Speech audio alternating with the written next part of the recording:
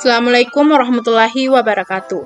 Perkenalkan, nama saya Rahmawati Fajrin dari Fakultas Keguruan dan Ilmu Pendidikan, Prodi Pendidikan Bahasa Indonesia kelas B. Izinkan saya untuk mempresentasikan hasil kerja saya mengenai peranan TIK dalam pembelajaran. Latar belakang. Seiring dengan perkembangan zaman yang semakin pesat di mana manusia sudah hidup berdampingan dengan teknologi, baik itu dalam hal komunikasi, pekerjaan, hiburan, informasi, maupun hal-hal lainnya yang menyangkut kehidupan umat manusia. Tak ayal, hal tersebut juga berimbas pada dunia pendidikan, di mana seorang guru maupun siswa dituntut untuk lebih aware terhadap perkembangan teknologi dan informasi. Peranan teknologi, informasi, dan komunikasi atau TIK dianggap sangat penting dalam dunia pendidikan. Pendidikan suatu bangsa merupakan tolak ukur kemampuan suatu bangsa. Oleh karena itu, pemanfaatan TIK diharapkan dapat meningkatkan kualitas pendidikan kita. Salah satu cara untuk memanfaatkan pemanfaatan TIK adalah melalui pembelajaran di kelas yang berbasis teknologi dan informasi. Guru sebagai tenaga pengajar yang profesional harus tahu dan paham akan pentingnya TIK dalam pembelajaran pada saat ini. Rumusan masalah. Adapun rumusan masalah yaitu menjelaskan pengertian teknologi informasi dan komunikasi, menjelaskan pengertian dari pembelajaran, menjelaskan peran teknologi informasi dan komunikasi dalam pembelajaran, kemudian menjelaskan fungsi TIK dalam pembelajaran. Adapun tujuan penulisannya yaitu untuk memenuhi salah satu tugas dosen mata kuliah teknologi informasi dan komunikasi. Yang kedua, untuk meningkatkan pengetahuan dengan memahami pengertian teknologi informasi dan komunikasi, peranannya dan fungsinya dalam pembelajaran di dunia pendidikan Indonesia. Adapun pengertian TIK yaitu merupakan media yang berperan berupa teknologi seperti komputer beserta jaringannya yang dapat digunakan untuk proses pengelolaan dan pemrosesan data yang berguna untuk pemanfaatan berbagai bidang sosial, ekonomi, budaya, dan tentunya pendidikan.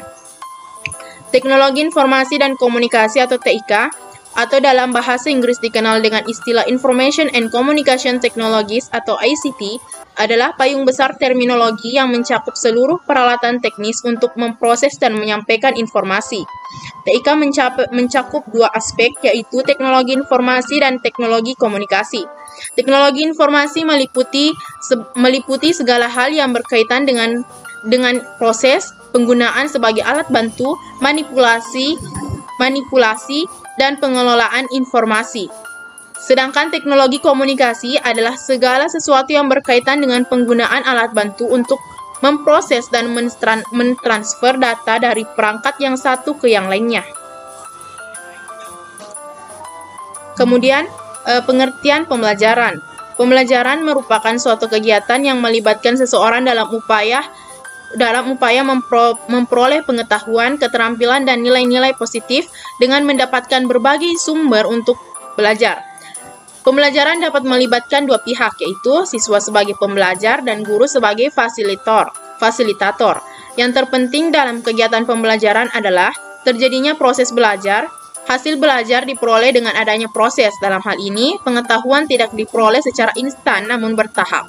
Belajar membutuhkan khususnya interaksi yang bersifat manusiawi. Bisa kita lihat pada gambar di samping, merupakan contoh dari adanya pembelajaran. Kemudian peranan TIK dalam pembelajaran. Yang pertama, sebagai alat produksi dan penyaji materi pembelajaran. Yang kedua, yaitu sebagai distribusi materi pembelajaran. Yang ketiga, sebagai pengevaluasi pembelajaran. Yang keempat, yaitu sebagai media kolaborasi pembelajaran. Terus yang terakhir yaitu sebagai pencari sumber materi pembelajaran. Manfaat TIK dalam pembelajaran diantaranya yaitu menjadi alat bantu untuk mewujudkan situasi belajar mengajar yang efektif, mempermudah penyempurnaan dan penyimpanan materi pembelajaran mutu belajar mengajar. Kemudian, melengkapi proses belajar supaya lebih menarik perhatian peserta didik. Yang terakhir yaitu membantu peserta dalam memahami materi pelajaran. Adapun fungsi TIK dalam pembelajaran yaitu sebagai bahan dan alat bantu untuk pembelajaran. Ketiga, sebagai pendorong komunitas pendidikan. Yang keempat, berfungsi sebagai ilmu pengetahuan. Terima kasih. Sekian dari presentasi saya hari ini. Mohon maaf apabila ada kekurangannya. Mohon maaf apabila ada salah kata. Wabillahi taufik wal hidayah. Wassalamualaikum warahmatullahi wabarakatuh.